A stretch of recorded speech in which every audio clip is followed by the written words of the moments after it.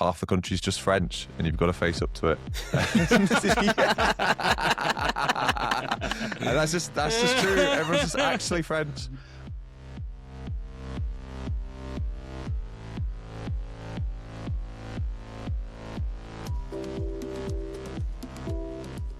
Hello and welcome to this week's Life of the Party, a deep dive into everything to do with your party, the Green Party, a New Left Party, whichever party we all end up being a part of. I'm your host Jonas Marvin, and I'm here bringing you the festive spirit with my friends and comrades, Shanice McBean. Hello. And Todd. Hello. Before we begin, we just want to thank you all so much for your support, your donations and subscriptions, and for sending in your thoughts and questions. This week, we're spicing it up, getting a bit Christmassy, and answering some listener questions.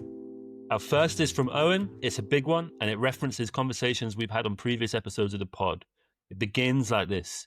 What do you mean when you identify as revolutionary? The podcast gives a clear sense of what kind of left strategy you each want, but much of it actually centers on electoral projects like Mamdani's campaign and on base building projects, none of which are inherently revolutionary. In fact, in Mamdani's campaign, it's explicitly championed by the most reformist faction of DSA. What I hear very little of on the podcast is what you see the transition to socialism looking like beyond short to medium term strategy. I guess you're drawing on those parts of the Western Marxist tradition that reject a reform revolution dichotomy and on abolitionist efforts to do the same. But in my experience, e.g. in Momentum, key terms like non-reformist reforms often provide reformist policy with a radical intellectual glazing. So yeah, what do you think makes your political strategies revolutionary? I mean, I don't want to go first on that. So, Come on, Shanice. I think for me, I mean revolution in the sense of the complete overthrowing of the capitalist system, and that raises the question: well, what is the agent that enacts that political transformation? And for me, that is the working class. But if you look throughout history, you know, in order to utilize the power of the working class, the industrial working class, the global working class, there needs to be a vehicle of organized political power that kind of enacts a collective working class will towards that liberatory horizon. And so I think when I think of Zoran Mamdani or your party or the Green Party, what I'm really thinking about is what are the tools, what are the vehicles that we can build that builds working class power that can then be translated to a more liberatory, a more revolutionary horizon in the future. And I think I take a lot of inspiration from the Black Panther Party, who were, you know, outwardly a very radical organization, operated in a very radical political context where there were social movements happening across the political front, the war in Vietnam, feminist, LGBT, trans liberatory, you know, revolutionary spirit was definitely in the air at the time the Black Panther Party were organising, and those movements fed into the politics of the Black Panther Party, but it also had its own revolutionary horizon, influenced by Leninism, influenced by Marxism. But alongside that revolutionary horizon, it understood its role in terms of building working class organisation, building working class power, both ideologically, building class consciousness, and also organisationally and politically. So although these wings of the party, I think, represented different political currents, so for example, there was the electoral wing of the party, there was the wing of the party that did community self-defence in the form of kind of gun patrols and police patrols, there was the community organising wing of the party that kind of tended to the daily needs of social reproduction of the kind of Black working class, whether that was healthcare, food, education. And then there was also the coalition building wing of the party that kind of reached outwards into the social movements and into other working class organizations to build power that way. But I think all of these parts were essential to the concept of a revolutionary organization. And I think in Britain, we have so little of any of that. That is kind of being utilized in a collective way in one direction. So for me, do I think your party is going to be a revolutionary organization? No. But do I think it could play a fundamental and significant role in rebuilding working class power in a way that maybe in the future could be directed towards, thinking in that revolutionary horizon? Yes, I think it could.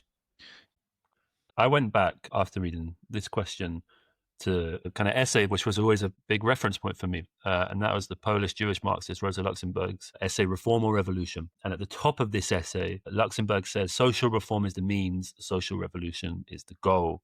She kind of says the question of reform or revolution was posed that way, was representative of her frustration with the person she was arguing against, a guy called Edward Bernstein, who was a kind of social democratic revisionist who kind of counterposed the two, whereas she saw connections between the two. And she said a couple of things in this essay. For her, the really crucial word in all of this is social. The social part of both reforms and revolutions are crucial because that's where the collective power of working class people to win and change things exercises itself. And she kind of talks about how social revolution is an unfathomable reality without a kind of historical sequence or memories of struggle for social reform which may precede it. But then thirdly, she talks about how struggles for reform are always reforms introduced in the instance by the state and capitalists. So they come in a kind of modified form. And she has this great phrase, metaphor. She talks about the erection of a great parliamentary wall between socialism and capitalism, which absorbs and stymies movements for radical change. You think about like the apparatus of these great movements which grow in the early 20th century, the trade unions, parliamentary caucuses, forms of left governance, can also be kind of deadweights on popular radicalism in particular moments. And in this historical period, World War I was one of those moments. So you could draw from this conclusion that we simply just need revolution, right? But I guess like one of the things for me is complicating that a little bit, because in some ways, the moment we're entering, even in capitalist democracies in the global north, there have been loads of revolutions in the global south, by the way. Really brilliant book, Revolutionary Rehearsals by the late Colin Barker, the late Neil Davidson and Gareth Dale, which goes into great detail about those revolutionary processes from South Africa to Bolivia to Egypt. But you could maybe argue that you see intermittent conditions of revolutionary possibility, even in the global north today, right? You've got war and militarization, you've got threats of conscription, crucial pillars of revolution historically. You've got a rising cost of living, you've got social dislocation, and then you've got this growing question of authoritarianism. All of these things have been massive contributors towards revolutions historically. And, Luxemburg's kind of problematic is informed by a lot of these. She sees a world war, she sees revolution permeate the Russian Empire. She sees a global revolutionary wave. She's murdered as a result of her actions in a global revolutionary wave. So like on the one hand, we are in emergency times, and those emergency times are only deepening, particularly when put into the context of the ecological crisis which defines so much of our times. But we still do live in a capitalist democracy. And capitalist democracies, especially Britain, to be honest with you, rarely produce revolutions. This state has not seen a revolution in England and Scotland or Wales for hundreds of years. Behave. Next time you won't be chilling with me. We're leaving that in, by the way. So we haven't seen a revolution in capitalist democracies for quite some time, particularly in the global north. And so while I don't think it's useful to rule out the possibility of revolution personally, particularly in these emergency times. I do think radical politics, communist politics, need to confront the question of strategy and socialist transition outside the revolutionary contexts and what that means and what that looks like. And this isn't a new dilemma either, this was something that the communist movement that Luxemburg in Germany helped found had to try and wrestle with. And I'm not personally convinced about non-reformist reforms. Like, I think there's a bit of truth to what Owen says, that often it can be a kind of heuristic that dresses things up in a radical language that the actual strategy hasn't earned. And so I'm constantly left in the current moment with the idea that we need new categories and new experiences. And that means starting from what the class struggle looks like today, because that's going to be where the school of struggle, if you like, where people learn these new experiences and develop these new categories is going to be. Because one thing is clear for me, like the mass movements we've seen so far this decade aren't even scratching the surface of what we can expect in the next 10 to 20 years. And in those kind of experiences, you can witness huge leaps in consciousness, organization, capacity, possibility I do think it's a kind of throwdown. I throw this down to a lot of my comrades, which is that we do have to think about what communist politics looks like outside of revolutions, which countries like the one we live in haven't experienced very much. Yeah, I couldn't agree more with that. And what I'd add is, I describe myself as a revolutionary before anything. And I think people often interpret that as being quite romantic. Oh, you're a revolutionary, but revolution is not possible. I mean, actually, revolutions historically are quite common. But actually, the problem is oftentimes they're bourgeois or elite revolutions, right? The transition from a feudal society to different mode of production to capitalism. That was a revolution. The transition from slavery to industrial capitalism was a revolution. It wasn't the kind of revolution that we want to lead or that we wanted to be part of, but revolutions in the global south, elite revolutions, bourgeois revolutions, revolution from below are quite common. And all they are is like the ushering of one system of social, political, and economic organization out of another. And I think in the current context, even though maybe on our immediate horizon, we cannot see the possibility of a new social, political, and economic system coming out of the current one, actually, there is a growing common sense that the current system as it is just simply doesn't work, that something else is needed. There's no consensus of what that something is, but certainly that skepticism is there. And I think one of the constraints of revolutionary consciousness, and one of the reasons why when I describe myself as a revolutionary, people are like, oh, that's so romantic, that's a bit weird, that's a bit nostalgic and anachronistic maybe even. But one of the constraints of revolutionary consciousness is ideology and the role of consent building. And this is why I think like culture and ideology are really central to my politics, and challenging in the sphere of culture and ideology and identity are central to my politics, in the traditions of Hall and Gramsci, because I think it's ideology and culture that actually define the boundaries of possibility and the boundaries of what people think working class power can and can't do. Can working class power just get you an extra pound an hour in your kind of wages at work, or can you actually have a more significant and fundamental transformation of the entire political and democratic systems in this country? Do you believe that the only possible system is capitalism, even though it's not been the dominant system of human organization for most of human history?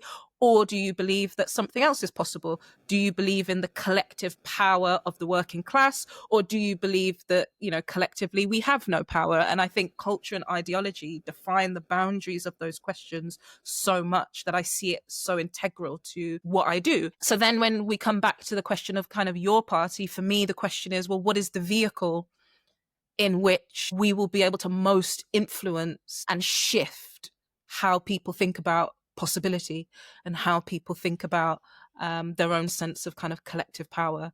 I always think of the moment in history actually where revolution was on the horizon in Britain, which is in the kind of early decades of the Industrial Revolution, where people were coalescing away from the kind of public and private lands and kind of a more dispersed way of living to being centralized in cities, big cities and big workplaces and factories for the first time, and how this actually spawned what we now know as the mass protests, which seems just like a very normal part of politics today, but actually back then was a new way of kind of political expression, and how the threat of the mass protest and the strike, which again was a new way of political organizing, and direct action of destroying factory equipment, how these new ways of organizing then spawned the creation of the first state-owned police force in the world, the Metropolitan Police in 1829,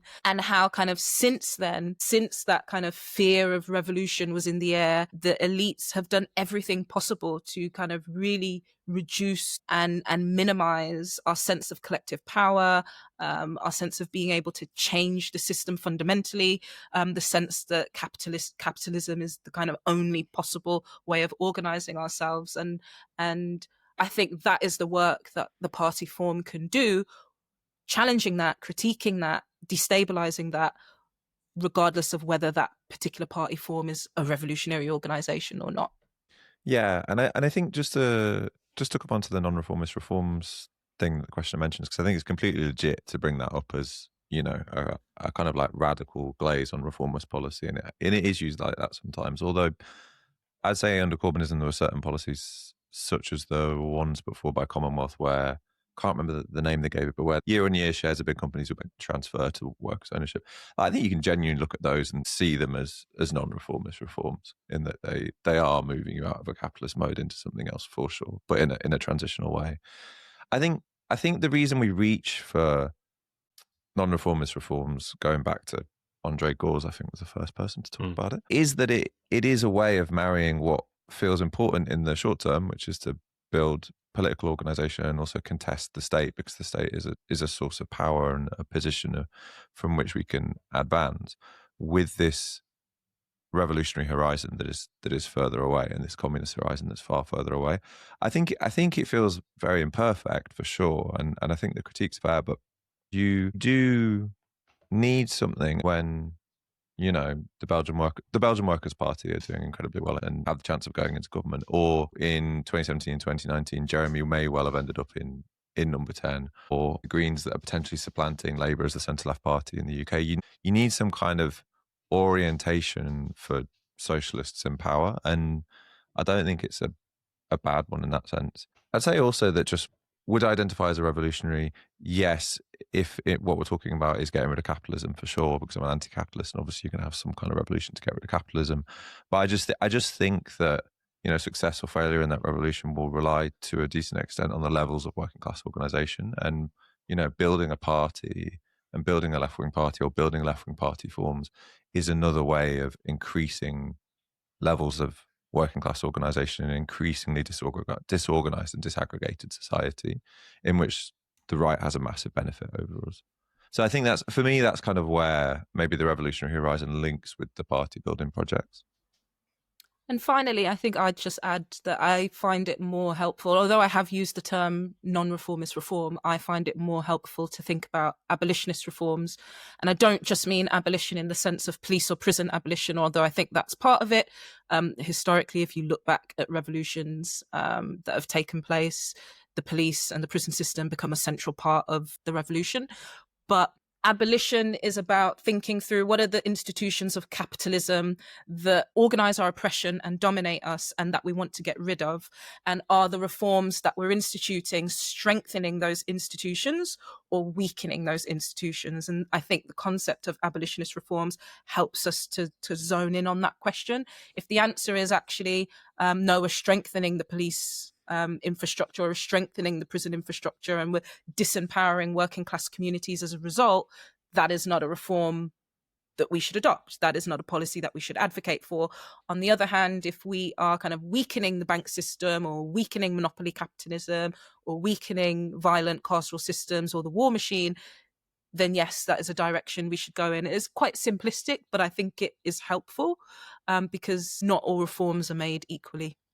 Yeah, I'm sympathetic to both of what you say. I guess for me, like I think I don't want to bury the traditions that exist. Like I'm not done with them, but like I guess I do feel a bit like we're in desperate need of new experiences and new cycles of struggle, effectively, where some of this stuff can be tested out meaningfully. Because I think like non-reformist reforms is a good way of assessing the relative success or failure of a set of left policy proposals that are implemented or attempted at implementing. But I'm not really sure if it helpfully describes like a political practice, if that makes sense. Whereas like the in and against the state, for example, which I keep going back to in a minute, this idea that, you know, you do enter the state, but you enter the state to effectively to expand the realm of subjectivity from outside of the state and to organize against it, right? I think that's something that's a much easier, in part, to dismantle. Precisely. And I think that's something that's a lot easier to imagine, like in when you have a big welfare state that isn't as punitive and oppressive as ours is today, for example, compared to like the welfare state that existed in the 60s and the 70s. But I guess, for example, like the alternative models of public ownership, Joe, I think that's what you're referring to. I think that for me is a good example of the limits of non-reformist reforms, because I think in the Meidner plan, which it's based on, the Swedish Meidner plan, there was a sense of horizon there were a group of agents who would fight for it. And like it was part of a genuine sequence of social struggle and change across the continent and across the world. Whereas with the alternative models of public ownership, my worry was that ultimately what it would do would bind workers to the firm because they would begin to have a stake in the firm, and it would give workers some power, but within the context of the firm, and so it would accentuate in some ways like forms of industrial partnership. But I'm not wedded to that. It's just that was one of my worries about it. But that kind of comes back to my provocation, I suppose. Like the question is fundamentally, are we weakening capitalist institutions or are we strengthening them? And those that there's not always a simple or clear answer. Sometimes it's contradictory and you're doing both at the same time. But I think that question is so pertinent. It's not just, is it non-reformist? It's like, what are we leaving ourselves with afterwards? What terrain of struggle, what kind of social and political power are we leaving ourselves with afterwards and leaving our enemies with? So when Owen messaged us for this wonderful question, it's been a thrill to discuss, they also messaged to say this: I'm listening now to the latest episode on the Your Party conference, so this is episode 8, and decided to share what is now a consistent frustration, which is how relentlessly Anglo-centric the conversation is. As a Scotland-based YP organiser, it is disappointing I have a clearer view of your understanding of DSA than of this distinct political scene in Scotland. If you are only talking English politics, I think you guys should acknowledge that clearly and make some effort to engage with Scottish, Welsh and Irish voices as appropriate. What do we say? Yeah, I mean, I'll cop to that, and I'll cop to that specifically in my take on what your party should do vis-a-vis the Greens, because yeah, the question is completely right. Like the situation is just a bit different in Scotland because, you know, the Scottish Greens are separate party to, you know, the English Green Party. Zach Plansky's not their leader, and they are more right wing, and they've been in government with the SNP, and you can definitely make an argument that your party in Scotland has more room to manoeuvre and may do better electorally. Have not seen any polls, so I completely hear that. I will defend me banging on about the DSA though. And the reason, and apart from you know, me doing some research into it at the moment, I think it's just incredibly important to look at other socialist organisations across the world that have been to a certain extent successful when we are forming our own socialist organisations here.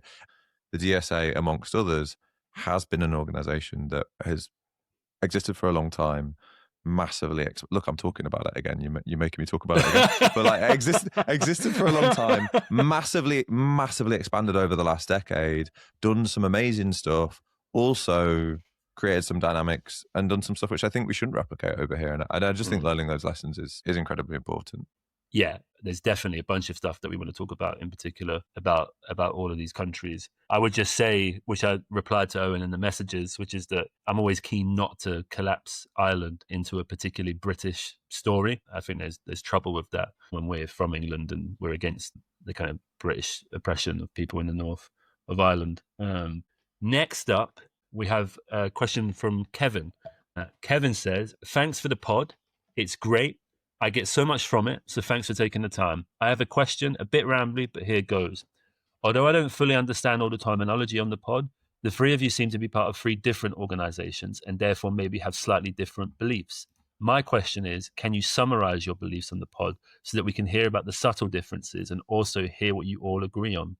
Sorry if this is a bit navel-gazing, but I believe it's important to understand the different viewpoints now that we, quote unquote, are all now coming together under the big Your Party umbrella.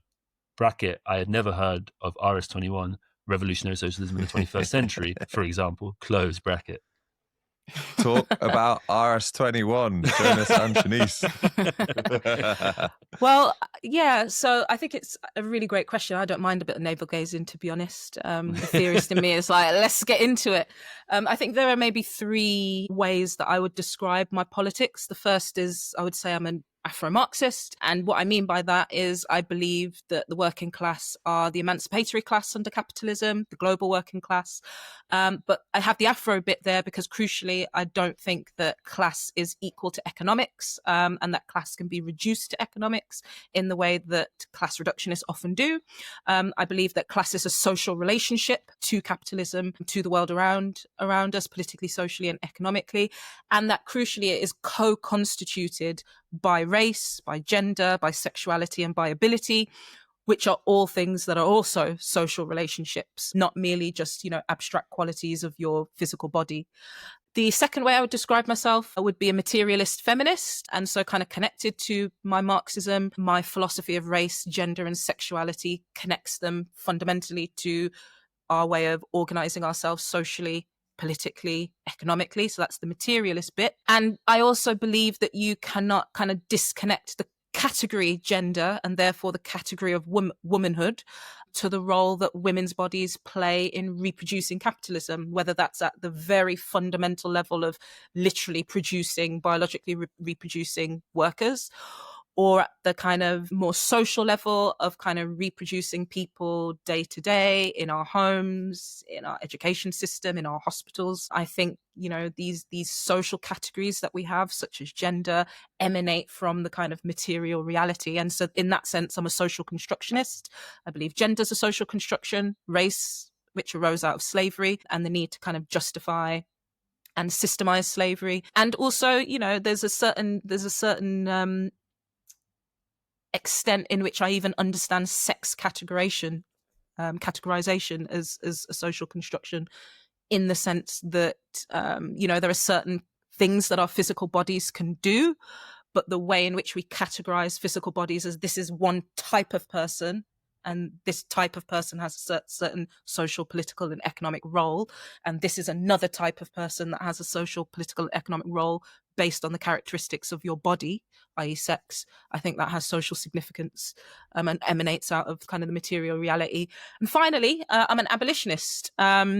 I'm in police, prison, carceral system, war machine, abolitionist. And I think the important thing to say about this is abolition isn't new. Abolition is very common. If you look at any kind of from below revolutionary process, whether you look at the Russian Revolution, Southern American revolutions, African revolutions, the question of the kind of role of policing and prisons is always fundamental, and the state always mobilizes those institutions as part of the counter-revolutionary response. So I think, if we're talking about revolution, what revolution is or isn't, do we want to overthrow capitalism? The question of the role of the police, of the prison system, will always be fundamental. But that's kind of looking back historically. We can look to more recent examples. So we can look at the Arab Spring, for example, and the Egyptian, Syrian, Tunisian revolutions. They all experimented with different versions of abolishing or running out police forces from kind of community and neighborhood infrastructure to lesser degrees and to, different degrees of success. But it was a common theme throughout all of the Arab Spring. And then I guess the final thing that I'd say on abolition is that's looking at it from a revolutionary horizon, from a very practical horizon, day-to-day horizon.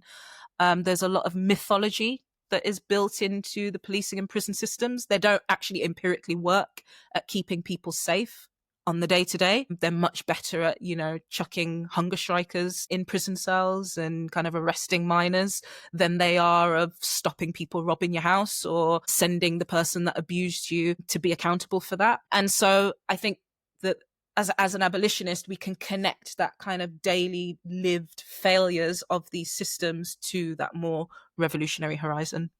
Joe? Oh, this is such a theorists episode, isn't it? I'm getting fucking roasted. Right, look, so I'll tell my story a bit differently. I'm more of a strategist rather than a theorist, and one way of putting it is that I wear these labels slightly lightly, which means that I will flip between different ones depending on the situation and the efficacy of it. But I de facto started out my political journey 10, 12, 13 years ago as an insurrectionary anarchist, in that I was getting whipped up into the kind of like post-Occupy wave and made a lot of the mates who I still organise with and still hang out with occupying space in central London and getting arrested for it. And I went along to one of those TUC demos and then went on one of the marches that went off from it, and then I just spent days and days just getting kicked about by the police. And that's when my politics started. And I had that kind of default, I'd say that default anarchism and default horizontalism that a lot of people around me had at that time came from the movement of the squares and came from Occupy and came from the student movement before it, which I was just a bit late for. But then, Corbynism happened, and I think I felt this real keen sense of lack of organisation on our part and lack of mass orientation on our part, frankly. And this idea that, well, you know, if we're going to take on global capitalism, we're actually going to be serious about that. Number one, we need to take opportunities that come up to contest state power. And, you know, Corbynism was obviously an opportunity to contest state power. And number two, we have to orient towards a mass politics and a majoritarian politics, which speaks to where people are at and addresses people in a way which is going to build coalitions. And I think that strategic orientation, more than anything, led me from being this very much in the streets anarchist to the boring nerd that I now am, making spreadsheets and talking on this podcast. But no, but it led me to what I would call, or what I'll probably call, a democratic socialist. Insofar as I'm not a social democrat, in that I don't want us to just get elected and then, you know, fiddle around the margins and make it a little bit better for working class people.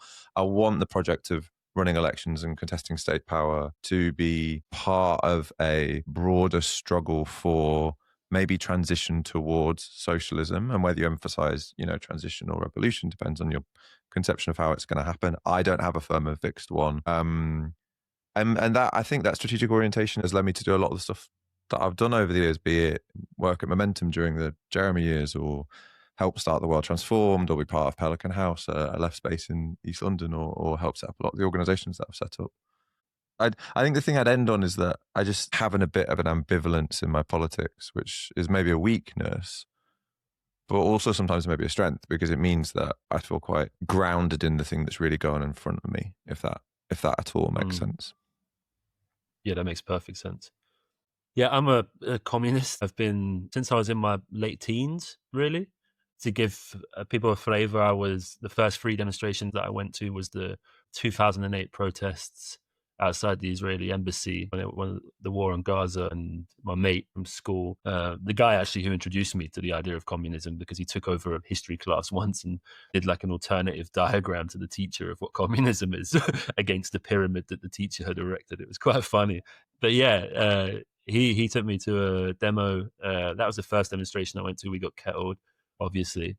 And then I went to a TUC demonstration. It was like the big public sector strikes in 2011, and then was in and around the riots in 2011 in Tottenham when the police murdered. In and around when the cops murdered Mark Duggan. And then I think I eventually joined the Socialist Workers' Party in late 2011. Left them 2 years later with hundreds of other people because they were anti-democratic and crucially engaged in horrendous practices of defending rape and sexual harassment, and was a part of setting up an organization called RS21, Revolutionary Socialism in the 21st Century. I should say that, like, when I say I'm a communist, you know, for me, the emphasis is really on the kind of freedom of the communist project rather than, you know, it's a communism with a lowercase c, if you like. You know, I'm not interested in reproducing the politics of kind of state-centric Stalinism of the 20th century. For me, it's a politics of kind of popular sovereignty and human beings. 100%. Yeah, and it's also one that's keen on being majoritarian, I think, and occupying that kind of transitory ground that I think both Joe and Shanice have alluded to. Because if it's not that, you know, if it consoles itself in purity, if it's isolated from real people, then it's just useless, in my opinion. And yeah, like I left RS21 actually in like 2016 or 2017, and I got involved in Corbynism. Partly because of that calculation. I wanted to be where people were at, and, you know, loads of people were being radicalized and pulled into Corbynism. And then I left quite early on after the 2019 election because I could see quite clearly what way the wind was blowing and had quite a firm idea of what Starmer represented, and ended up rejoining RS21 maybe in like early 2023, I want to say. I think one of the reasons I'm in RS21 is because it's democratic, it's open, growing, and it's quite refreshing. And I identify with 99% of the politics. It's not perfect, and most members will tell you, frankly, that it's not the final product by any means, but it's an organization genuine in its commitment to human freedom as a horizon, and it's quite experimental and open in the way that it thinks it will get there, and I really appreciate that. Yeah, I just should add as well, probably the organisation that I've been closest to in my political trajectory has been Sisters Uncut, as it kind of combines, and historically has combined, that kind of abolitionist politics with my feminism. But I was also, along with Jonas, joined the Socialist Workers' Party way back in 2012, I think, and then left a year later because of, obviously, the horrific things that happened, and I'm close to people in Oris 21 as well, and that's the Marxist side. But yeah, Sisters Uncut, Sisters Uncut has definitely been my. I've been in Sisters Uncut for many, many, many years, over a decade now. And I hope maybe this will express just the kind of the contradictions and ambivalences and nuance that people have in their politics when I think they're doing politics. It's quite easy to have a pure and completely coherent politics when you're not actually engaged in trying to build a party or trying to go out and talk to people about politics or actually change stuff. And I would definitely encourage people who are listening who feel, unsure how they would categorize themselves, or they feel like they're contradicted in a certain way, to just try and be a bit, comfortable with that. Because Absolutely. you don't, like, complete conceptual clarity is not necessarily going to help you in your political practice, especially when, as Jonas says, it feels like so many of the concepts or the strategies or the tactics or even the organizational forms that we have aren't really meeting the moment, and it feels quite clear that we need something new in that way. 100%. And in that, and in that spirit, I will, from a strategic perspective, because I think we need to contend with the state, happily identify myself as a democratic socialist because of what that, implies and entails post Bernie. But will also call myself a communist because fundamentally I think that, the property relation is fucked and is at the root of so much. So you know what I mean? And that is on the surface of it really stupid, but actually makes enough sense to me. I think that's one of the things that actually drew me to Marxism, this idea that actually the right position on something or the right direction to go in is determined by the context that you're in. Now, I think, unfortunately, the history of Marxism is often a history of dogma and, entrenched positions and a nostalgic commitment to things that have gone before. But I think that's completely opposed and anathema to what Marxism really is all about. Yeah, I really agree with that. I really appreciate what both of you said. And I just want to say that it's also about the moment we're in. We're not in the 20th century. People's ways of thinking, their political forms, their identities are much more in flux and up in the air and transitory than they were in the 20th century. And that shapes the politics on the left as well. So, don't beat yourselves down if you don't feel like you have some fully formed idea of your politics, lads. We're all trying to work it out together. If anything, be very suspect of the people who do have fully formed ideas of politics. 100%. Okay, so the next question, and Joe, despite all the nice stuff I just said to him, is a bad guy on this one because he forgot the name of the questioner.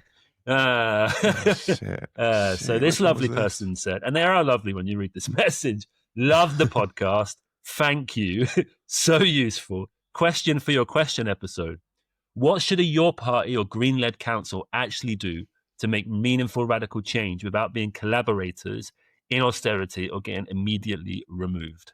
Such a good question.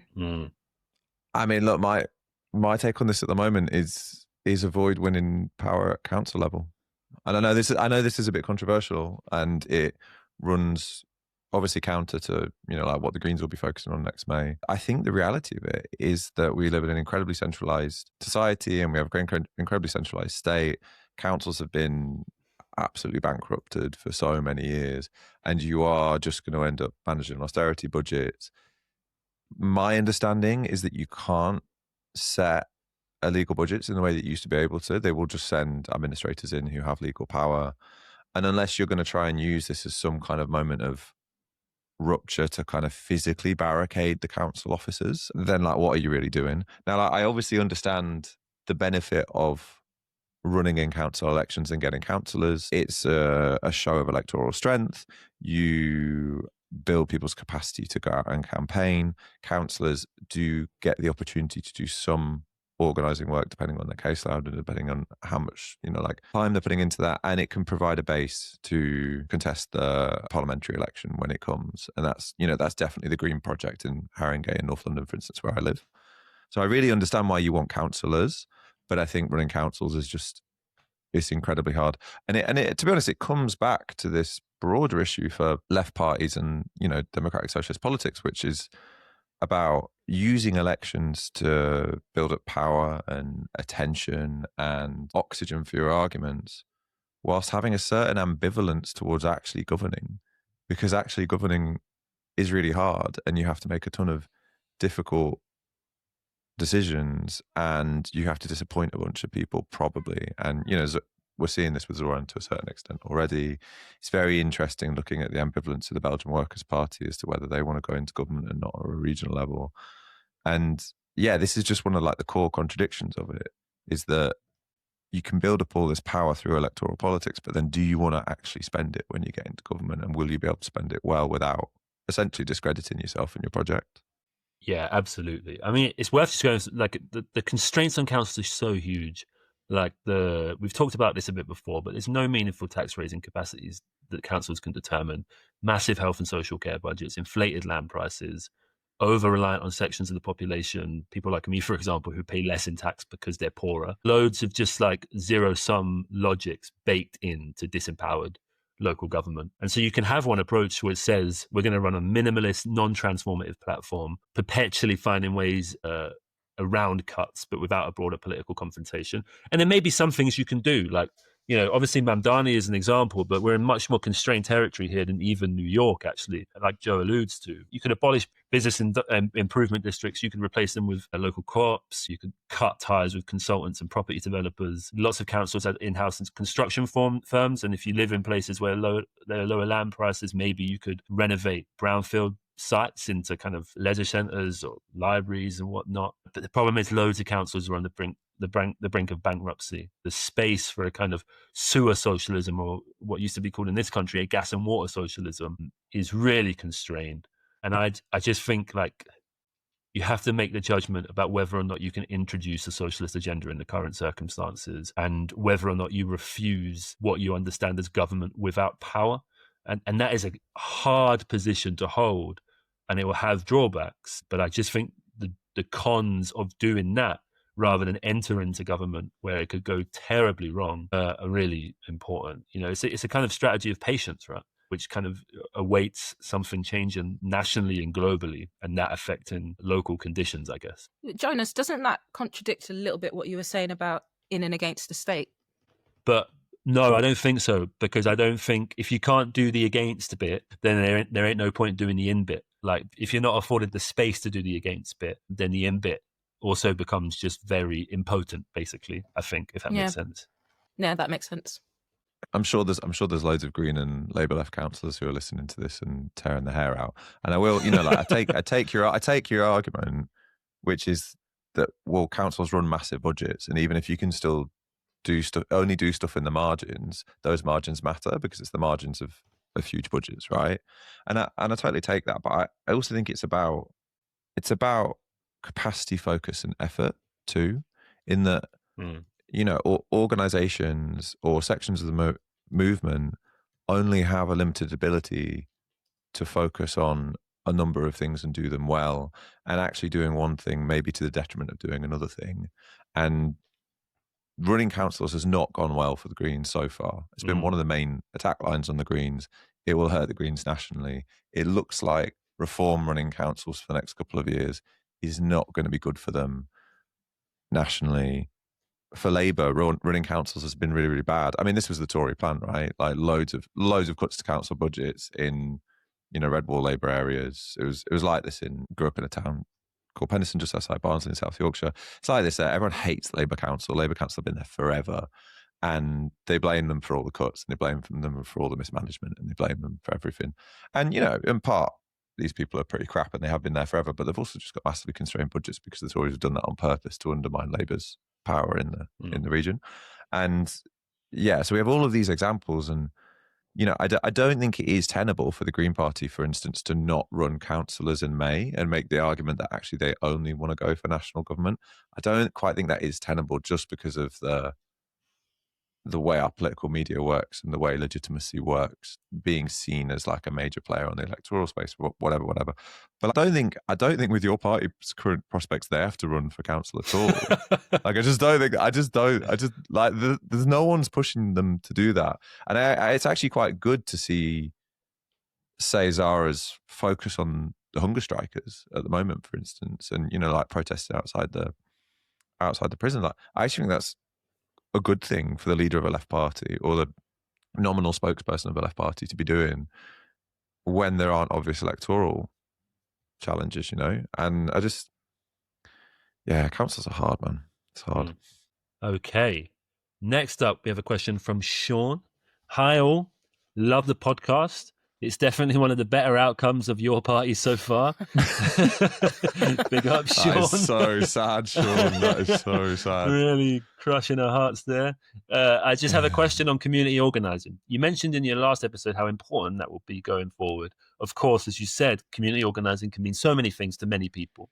If it's okay, I'd like to ask quite a broad question. Can you talk about specific tactics and projects that you think are important to be getting on with, or perhaps books or articles or resources you would recommend?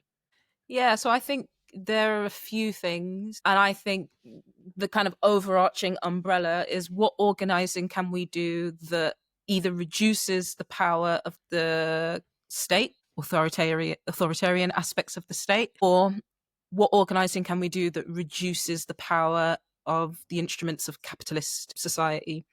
So some examples of that include, are there ways that you can repurpose land, brownfield sites that would typically go to, a developer, sometimes a multi-billion pound foreign developer? Are there ways that you can repurpose these sites for community-based projects that kind of repurpose space for leisure or life making, or projects that repurpose space to build working class power, representation, democracy? I think, for example, of the ways in which space can be repurposed for healthcare or harm reduction initiatives that take the power, for example, out of local carceral systems and puts them into the kind of community's hands. So in places like Scotland, to touch on some examples from other countries, there have been initiatives that look at having like roaming drug use sites where people can safely use drugs on site with people, with healthcare professionals there to support. This both reduces antisocial behavior because it means you're kind of containing drug use in one specific place. It means that people are more likely to access support, for example, because they're in direct contact with people that can signpost them to services. And it means they're less likely to die because, they've got people who can shoot them up with naloxone if they have an opiate overdose, or who are ready and waiting to do CPR or whatever is needed.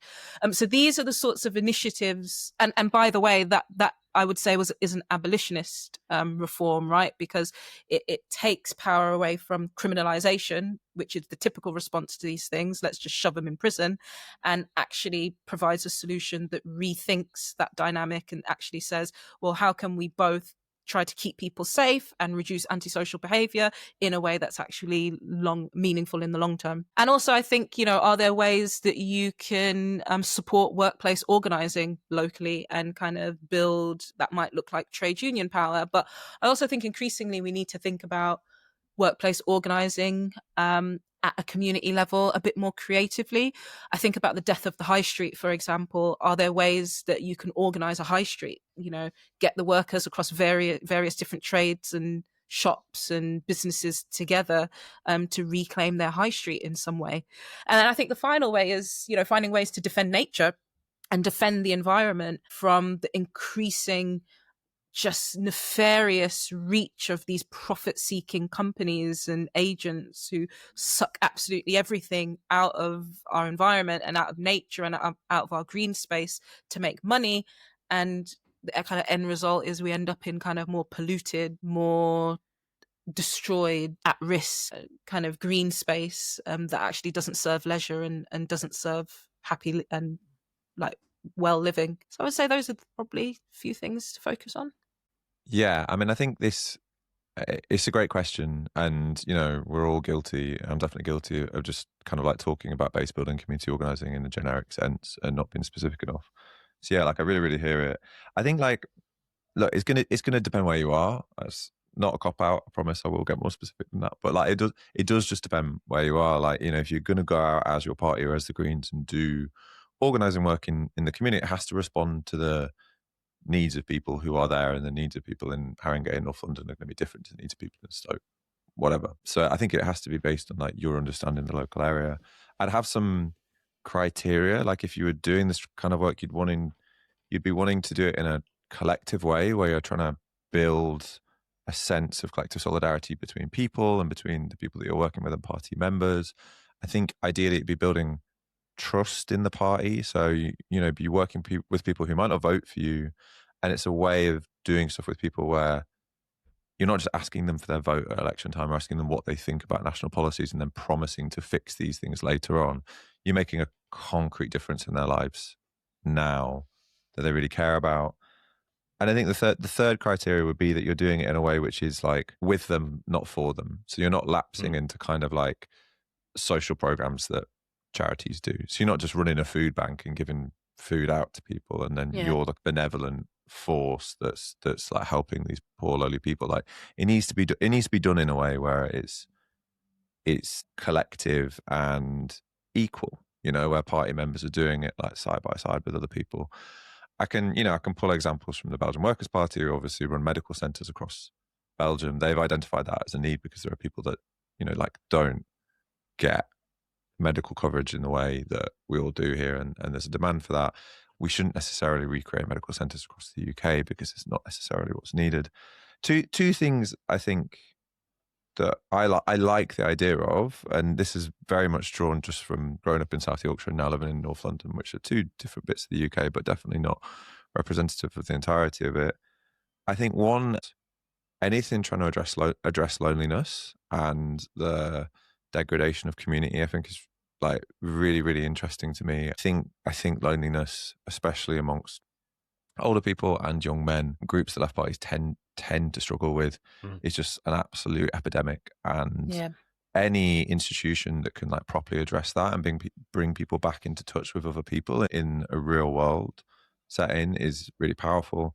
I've always liked the idea of trying to roll out some kind of I don't know what you call them, but like communal canteens or communal dinners using like high street properties across the country. An idea like a space where people can come and have food with other people from their community, which is not seen as something that's for the poor and the needy, but it's very specifically for everyone.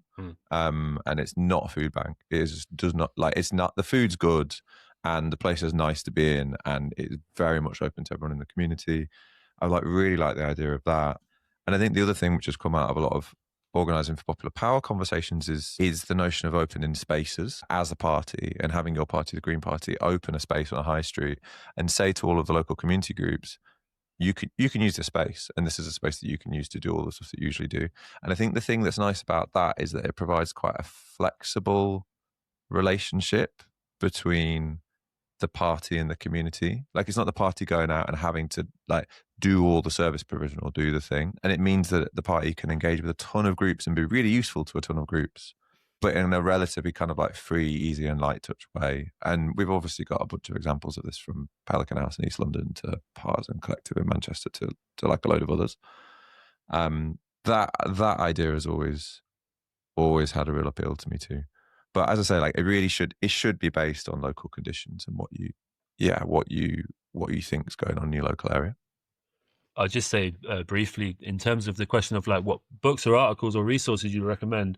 I mean, I know him, but like Ian Anderson's Workers Can Win in terms of organising, and some of the articles he's written since that on how the left should organise, about the differences between primary organising, where you're going out to meet people, and secondary organising, I found incredibly useful. And also an episode of Notes from Below's podcast, Workers' Inquiry, hosted by Callum Cann, where he talks to an organisation, a Slovenian Marxist feminist organisation called Sidra, about how they have turned what should be an antagonism, which is the low wages of the workers who distribute food, who store food, and who work in retail, and the kind of low costs of social reproduction, the real wage of the workers who buy food, turning that into a strength for organising, so you can fight for higher wages for the workers who are involved in distribution, logistics and production, but at the same time fight against rising food prices.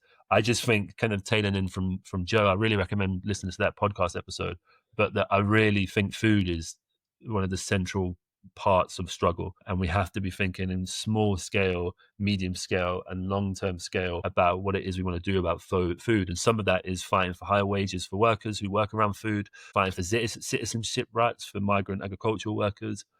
Medium term, some of that is fighting for price controls when the price of food right now is going through the roof. And then long term, we need to be talking about the socialization of food. It's one of the central questions of our time, I think. And around that, how do you build a culture of community kitchens, of eating together, of breaking down that loneliness epidemic, I think is really important. So next question from Wasim. Big up Wasim. I know Wasim. Really enjoying the podcast. I was wondering if you could discuss why you think the two current Independent Alliance MPs, Shocker Adam and Ayub Khan, have remained in your party, and to what extent is that to do with their own personal politics, or whether it's something to do with the constituencies that they represent? Yeah, so really interesting question. And I think partly because it's just very, what's the word I'm looking for? Speculative, because we're not in the heads of either of these MPs. But I think the first thing to say is I really resent, and in fact, sometimes I've done this and need to be accountable, but I really resent the characterization of the Independent Alliance as this monolithic body of people that kind of think and the same things and kind of move as one block. And oftentimes this characterization is about them being Muslim men, which I think, there is a hint of Islamophobia in terms of how the Independent Alliance is characterized in some of the debates. I can't really speak to Ayub Khan so much, but I think with Shocker Adam, he's very distinct, I would say, politically from someone like Adnan Hussein. So when thinking through kind of, why he stayed in the party, whereas Adnan Hussein and Iqbal Mohammed have left, I think the first thing probably is he's very close to and really admires Jeremy Corbyn. In his speech at the Your Party conference, he talked about Corbyn as being the guy that, really kind of boosts his confidence in Parliament and bigs him up. And I think he maybe sees him as a bit of a mentor figure in some way. So there's going to be that kind of like personal relationship there. But his speech, I think, was really interesting and really indicative of maybe why his political persuasion has kept him in Your Party as a project. The first thing to say is that he talked about, and this is a quote, "The greatest trick that people in power do is convince you that you don't have any power, but we're not going to take that anymore." So from that, what I get is that, he's very much committed to this idea of collective power, about people coming together and moving kind of in one direction, in one block. And the obvious form that takes in politics in Britain is a political party. So it makes sense that if that's your political orientation, that you would want to be part of a political party as opposed to a maybe loose alliance of MPs. And he also opened his speech with reference to, the UK and Britain not currently being the country that he recognised growing up. And throughout his speech, there were references to the kind of project that he's interested in being both a national and an international project. He did this really good rhetoric device where he connected the kind of national horizon of British politics to internationalist politics. And again, quote, he said, "The hungry, the cold, the homeless, the children in Gaza, and the mother in Sudan," and end quote. And he was talking about, those are the types of people that should be part of our political project. So in a sense, for me, that was kind of pointing at a kind of socialist internationalism. So if your sites politically are both national and international, you can't do that on your own. Like you need some kind of collective vehicle to drive that work forward. So I think politically he's committed to the party form. Speaking maybe more on his kind of Muslim identity, and this is something people don't really know about me, but when I was 15 years old, I actually said Shahada and formally converted to Islam. I'm not religious now, but what struck me watching Shocker Adam's speech is he's got that mark on his forehead from praying regularly. And so clearly, like, Islam and the Muslim community are not only like a core part of his identity and his life, but also his politics and his political horizon. So he specifically talked about the Muslim community not being used as a political football by anyone, and actually that the Muslim community is everywhere in society, whether that's politics, whether that's culture, whether that's the NHS, whether that's in the education system. So clearly he believes, I think this tells us that he believes that Muslims should have a rightful place in party politics. He said Muslims are everywhere and should be everywhere. And I guess this contrasts to Adnan Hussein's politics, whereas Adnan has maybe got this more hyperlocalist politics, where he kind of sees Muslim political power as being more at the constituency level and being more centered around a kind of independent network of Muslim political actors with kind of local and constituency level influence. Shocker Adam, on the other hand, sees the party and mainstream politics as the place that Muslims should be. And so, where Labour are part of facilitating a genocide and Reform are racist, and the Green Party are kind of fresh in this sphere, and the Tories are the Tories. If you believe in party politics and you're a socialist, your party is the place to be. And then I think the final thing, which maybe points at a political horizon that Shocker has, that is, I think, maybe more developed, maybe more complex than some of the others, like Ayub Khan, Iqbal Mohammed, Adnan Hussein in the Independent Alliance, is he had this really interesting reference to Toussaint Louverture. Nice. In his Your Party conference speech. Nice. And I found that a fascinating reference, because Toussaint Louverture is someone you would reference if you're a really committed radical left-winger. He's not, and I'm going to explain who he is, because he's not, Martin Luther King. He's not that kind of figure that you can pluck out of mainstream political culture.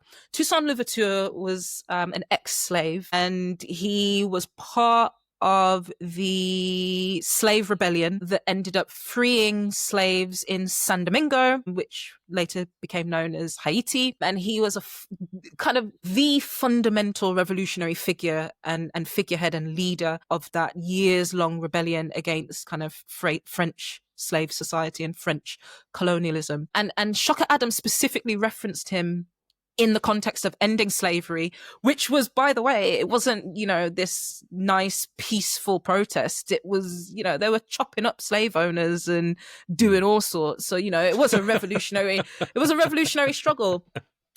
And so I just find that reference point super interesting, because it points to me at a much more developed political landscape. Whereas, and this is my final point, I think Adnan Hussein is probably still on his political journey, and maybe as much more. I think a lot of the Independent Alliance are reluctant politicians, but I think Adnan Hussein is maybe a lot fresher in that journey, and I think that also poses a risk. And I don't think it's a surprise that he's left your party, because he was under a lot of heat and under a lot of pressure from members on social media.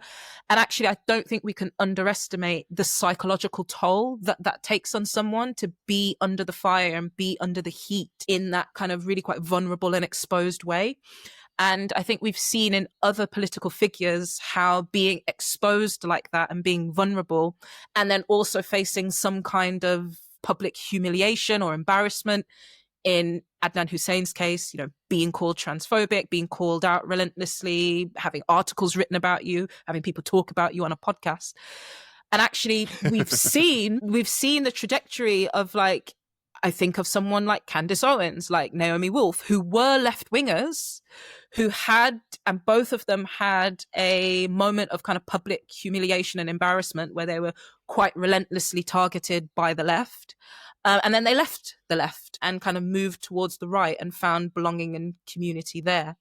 And I think this points to some of the deficits of left-wing political culture and debate, where we have historically, shut down debates and competed for the most unsullied politics and the most pure politics. At the same time, notice how the notion of purity politics is being used in political debate at the moment. It's the same kind of shutting down. So what you see now is, instead of the old school identity politics, you can't talk about this topic because you're white, what you now see is when you challenge someone politically and you disagree with them, they'll shout at you and say, this is purity politics. How dare you disagree with me? How dare you have a different opinion? You're just looking for purity. And they shut down the debate that way. But it's the same poor political culture, just expressing itself differently. Great. That brings us on quite neatly to our final listener question from Olivia, who says, I wrote something partway through this is episode 8, Olivia is referring to, being like, will you do a listeners section or something similar to tie together some of your chat about how digitally mediated the party's internal life is currently, how much we need to build up grassroots methods of communication, and how internal debate is one of our strengths. And then I got to the last ask. Sick. Also wondered if you're thinking about anything along the lines of either a server for your listeners on Discord. Yeah. I hate Discord Me so too. much. It reminds me of my gamer days. So another bit of disclosure is I used to be a professional gamer and I used to commentate for professional fighting game tournaments. Yeah. So Discord was how we used to kind of do a lot of that stuff. That's so good. I mean, I spent my youth playing like RuneScape, but I never made any money out of it. That's so good. I hate Discord, but if enough of you want one, we will do it.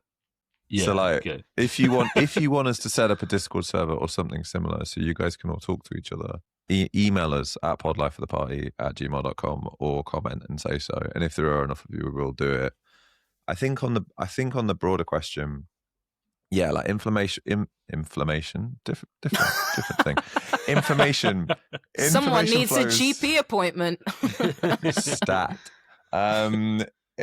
Information flows across parties are just they're an incredibly important way of thinking about how well a party's functioning.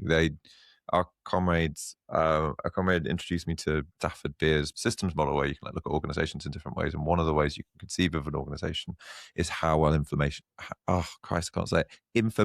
is flowing across it.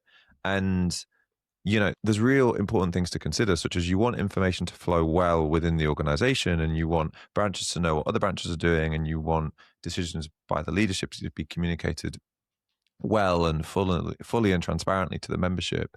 And ideally, you want members to be able to connect with each other without having to go through some kind of central mechanism, both just from a kind of like a democracy standpoint, but also just from a capacity standpoint. Like if staff become bottlenecks, that's a bad thing for the functionality and the productivity of the party.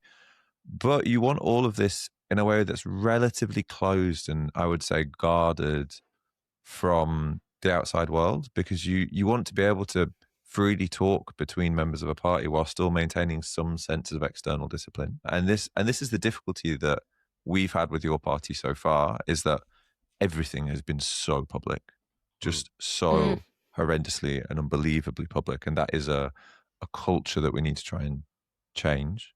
And it's a problem that organizations like the Democratic Socialists of America, sorry, I am talking about them again, but it's a problem that the DSA have. And the DSA have it because they are a multipolar organization with so many different caucuses, all of which hold lots of power.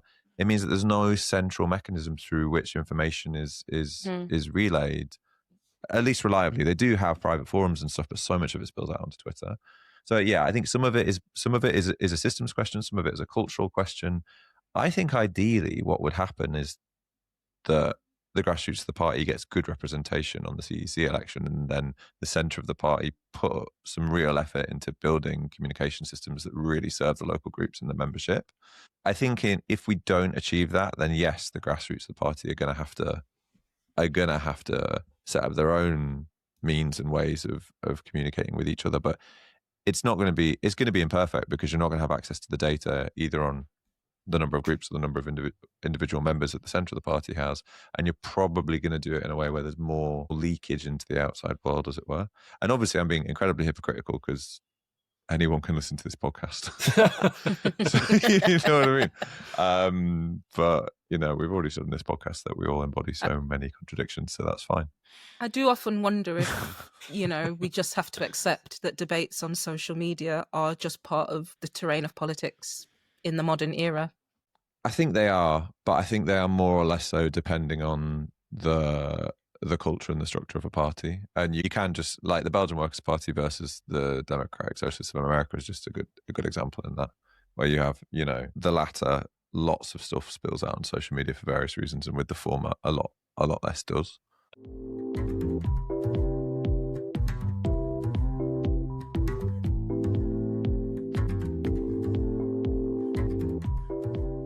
Just to say, if your question hasn't been answered, fret not. We just didn't think we could give it the attention it deserved, and we will be dedicating a larger segment to it in the future. But finally, to round out and say goodbye, what have been your reads of 2025, Shanice? Yeah, so for me, it has got to be Asad Haider's essay, Pessimism of the Will. And the reason why I mention it on this podcast is I just think it's so relevant to where we are psychologically and collectively in terms of your party.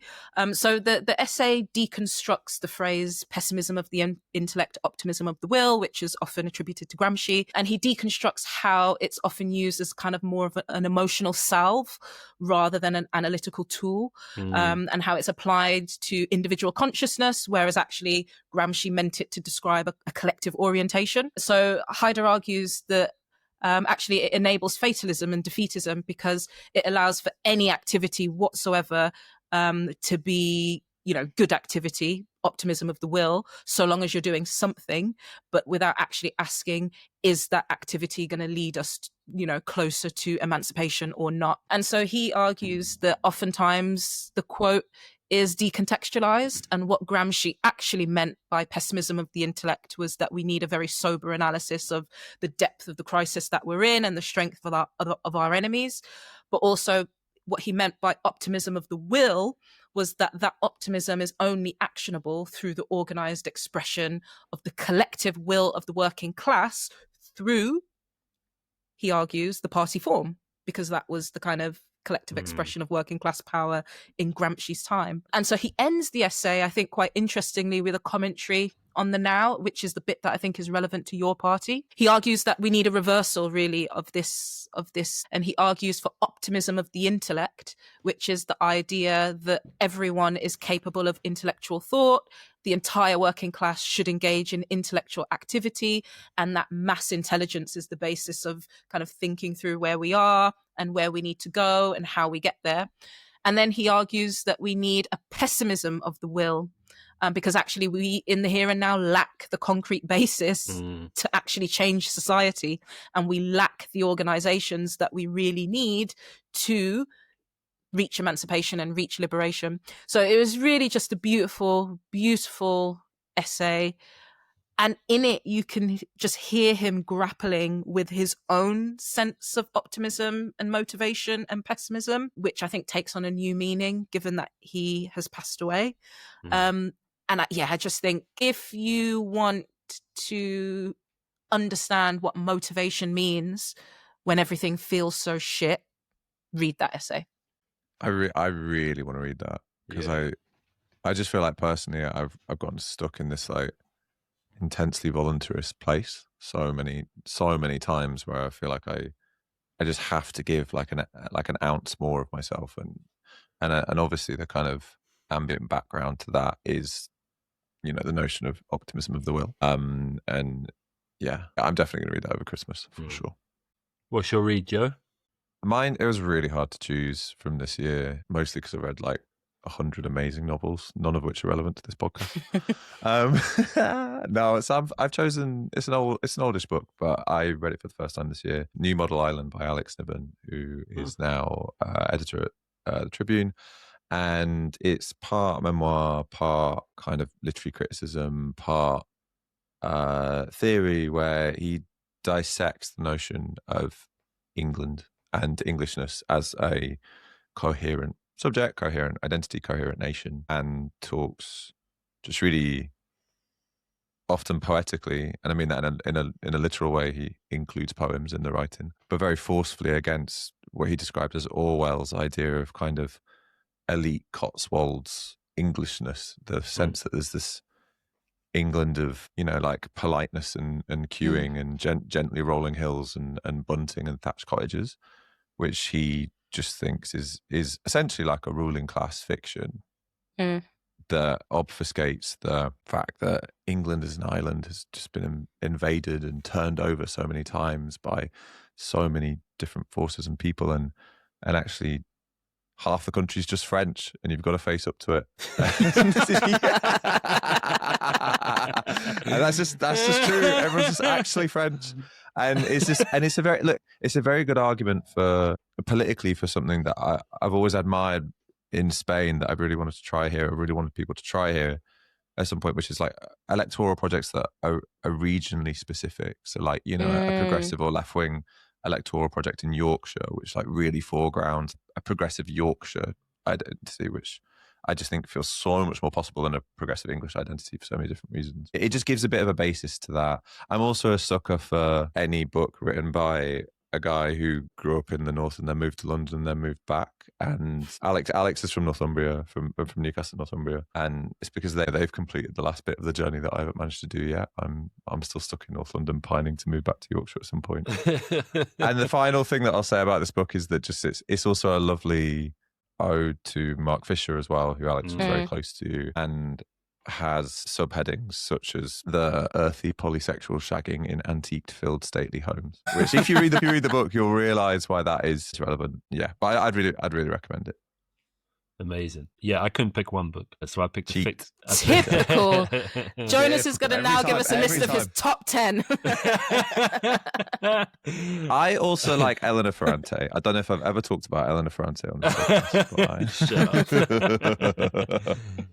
So I picked a non-fiction and a fiction. The non-fiction was a book called Liverpool and the Unmaking of Britain by Sam Wetherell. I went to the launch of this book, which was a really wonderful evening. But the book kind of tells the story of neoliberalism's rise and fall through this single but quite pivotal city, and reveals all sorts of like really fascinating details, particularly about the militant that was elected in the 80s and got into loads of fights with the Tories, particularly about their spatial and racial politics, which is really worth engaging with. I just didn't know any of it. And then loads of cool stuff about why that experiment differed so much from the kind of broader new left socialist municipalism that you saw in London, bits of Manchester, to a lesser degree Sheffield in the 80s, and then charts a kind of broader story of deindustrialization and health, which is just really compelling. And then the fiction is Intermezzo by Sally Rooney. Oh, it's really good, isn't it? Yeah, it's so good. Fucking it's banging, so man. Yeah, I love it.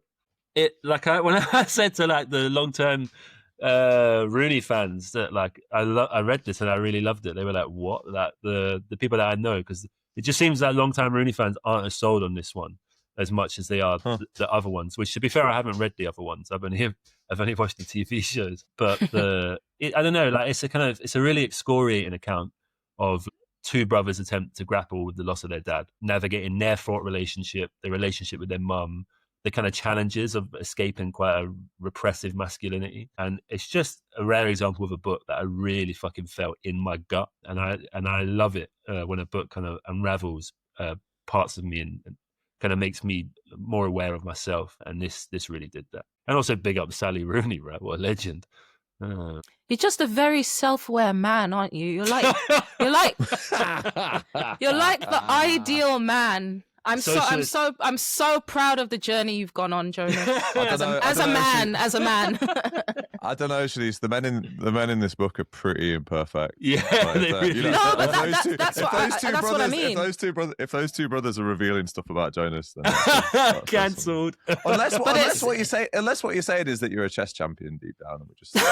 I am secretly a chess champion, but it's about more self-reflection than perfection, isn't it? Exactly. It's just the ability to be open to commentary on yourself, then be the ideal human. Exactly, comrade. I do often feel like that can be a defense mechanism from actually feeling those feelings. You know what I mean? Like, you're like, I find I'm very. I read a book about it.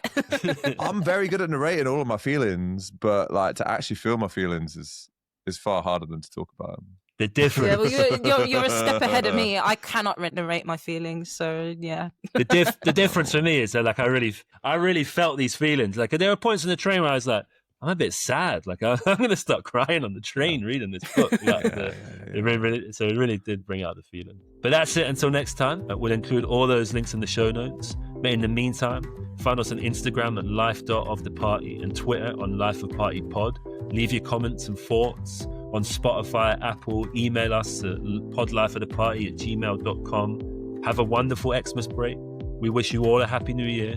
And we end with a message of absolute solidarity with the brave Palestine actionists proscribed, imprisoned, risking their lives in hunger strike in the name of Palestinian freedom. Until next time.